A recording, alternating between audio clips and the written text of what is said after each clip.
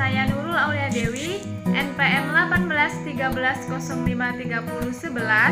Saya mahasiswi program studi PGSD kelas 5A, Fakultas Keguruan dan Ilmu Pendidikan Universitas Lampung.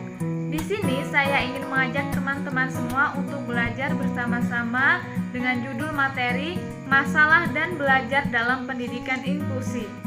Yuk disimak videonya. Dalam video ini kita akan membahas tentang yang pertama ada pengertian pendidikan inklusi, yang kedua ada desain pembelajaran pendidikan inklusi, yang ketiga ada proses pembelajaran pendidikan inklusi, yang keempat ada akar permasalahan yang dihadapi sekolah dalam menjalankan pendidikan inklusi, yang kelima kendala-kendala proses pembelajaran atau setting inklusi, dan yang terakhir adalah kondisi di lapangan dalam penerapan pendidikan inklusi.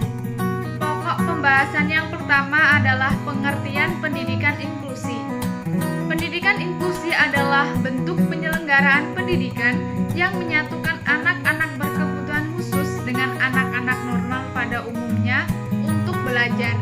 Pendidikan inklusi adalah sebuah pelayanan pendidikan bagi peserta didik yang mempunyai kebutuhan pendidikan khusus di sekolah reguler seperti SD, SMP, SMU, dan SMK yang tergolong luar biasa baik dalam arti kelainan, lamban belajar, maupun berkesulitan belajar lainnya. Yang kedua ada desain pembelajaran pendidikan inklusi. Pelaksanaan sekolah inklusi pastinya membutuhkan desain pembelajaran. Desain pembelajaran sendiri merupakan pengembangan sistem pembelajaran dan sistem pelaksanaannya termasuk sarana serta prosedur untuk meningkatkan mutu belajar. Desain pembelajaran inklusi adalah desain pembelajaran yang memiliki sifat inklusif, yaitu adanya upaya untuk mengakomodasi semua kebutuhan dan hambatan belajar peserta didik yang sangat beragam. Dalam pendidikan inklusi, ada beberapa konsep yang dikembangkan, yaitu konsep tentang anak, konsep tentang sistem pendidikan atau sekolah, konsep tentang keberagaman dan diskriminasi, dan konsep tentang sumber daya. Desain pembelajaran dirancang yang diperlukan secara bersama-sama untuk siswa ABK dan non-ABK yang disebut desain pembelajaran yang inklusif. Komponen-komponen utama dari desain yang dirancang terdiri dari metode, materi, media, dan evaluasi. Terhadap komponen-komponen ini harus dilakukan modifikasi agar dapat mengakomodasi semua keberagaman siswa. Kita lanjut ke pokok pembahasan yang ketiga adalah proses pembelajaran pendidikan inklusi.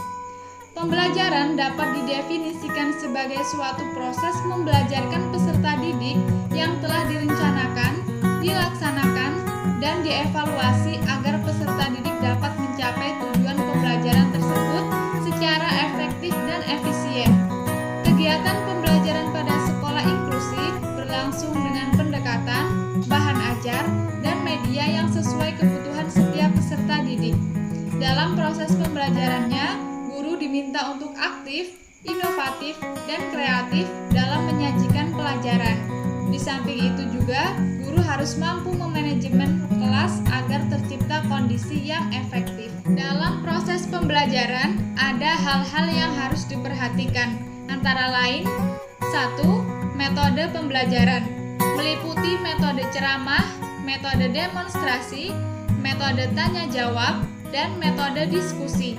Yang kedua, strategi pembelajaran meliputi strategi ekspositori, strategi inquiry, strategi pembelajaran afektif, strategi pembelajaran kooperatif, dan strategi pembelajaran kontekstual.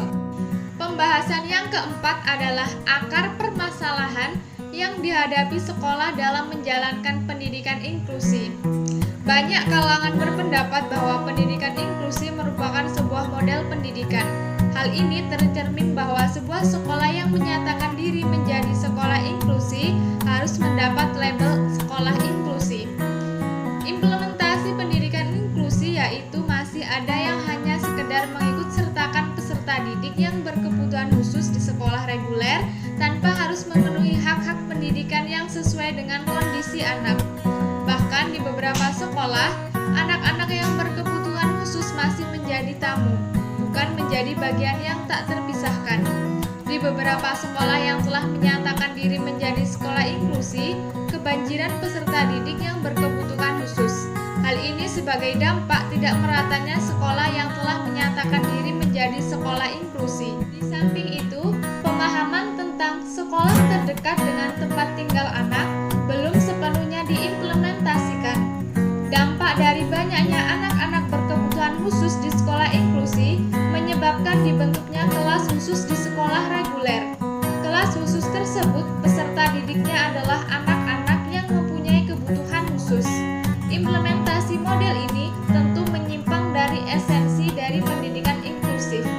Hal ini tidak ada bedanya dengan SLB yang terselenggara di sekolah reguler.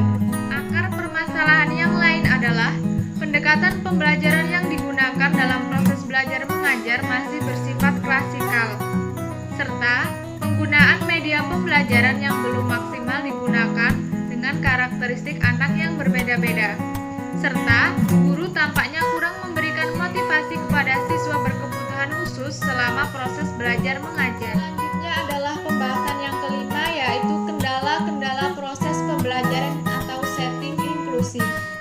Yang pertama ada RPP atau Rancangan Pelaksanaan Pembelajaran.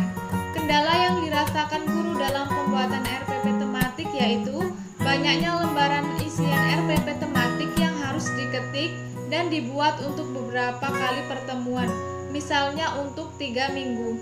Yang kedua ada PPI atau Program Pembelajaran Individual. PPI dirancang oleh guru pendamping khusus. Yang ketiga ada proses belajar mengajar. Guru mengajar banyaknya jumlah siswa dalam kelas dan adanya anak berkebutuhan khusus di kelas itu menyebabkan guru terkendala dalam mempergunakan metode yang bervariasi dalam menyampaikan materi pembelajaran kepada siswa. Kendala yang keempat adalah evaluasi atau penilaian. Tidak adanya guru melakukan penilaian produk kepada siswa dalam kelas, serta alokasi waktu yang tidak cukup untuk mata pelajaran yang memerlukan penilaian produk. Pembahasan yang terakhir adalah kondisi di lapangan dalam penerapan pendidikan inklusi.